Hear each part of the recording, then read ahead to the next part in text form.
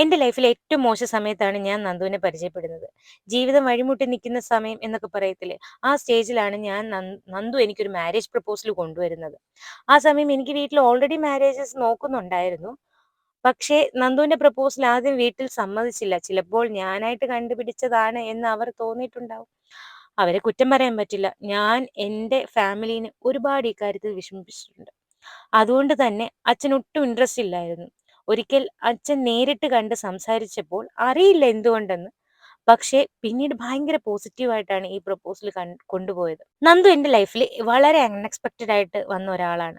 ചുരുങ്ങിയ സമയം കൊണ്ടാണ് ഞങ്ങൾ പരസ്പരം മനസ്സിലാക്കിയത്. പക്ഷേ ഇപ്പോൾ അന്ന് ഞാൻ എടുത്ത ഡിസിഷൻ ആയിരുന്നു ശരിയെന്ന് കാലം എനിക്ക് തെളിയിച്ചു തന്നു. ജീവിതം പലപ്പോഴും അങ്ങനാണ്. നമ്മൾ അവസാനിച്ചു എന്ന് കരുതുന്ന സമയത്ത് ദൈവം ഏതെങ്കിലും ഒരു വഴി കൊണ്ടിടും.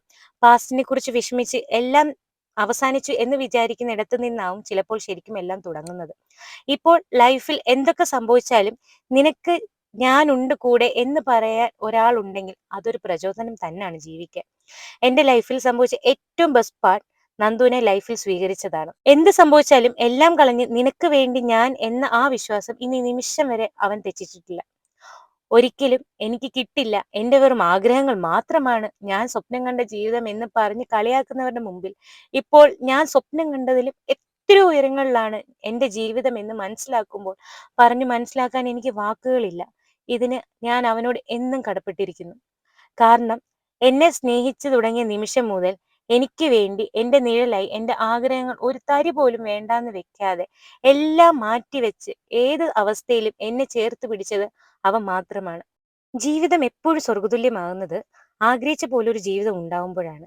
ഇപ്പോൾ എന്റെ വീട്ടിൽ ഒരു മൂത്ത മകനായി എന്റെ അനിയന് ചേട്ടനായി അവൻ നിൽക്കുന്നത് കാണുമ്പോൾ ഇത്രയും നാൾ അവരെ വേദനിപ്പിച്ച എനിക്ക് നൽകാവുന്ന ഏറ്റവും വലിയ മനോഹരമായ സമ്മാനം ഇത് തന്നെയാണെന്ന് മനസ്സിലാക്കുന്നു. ഇത് ഇങ്ങനെ തന്നെ ജീവിതാവസാനം വരെ ഉണ്ടാകണമെന്നാണ് എന്റെ ആഗ്രഹവും.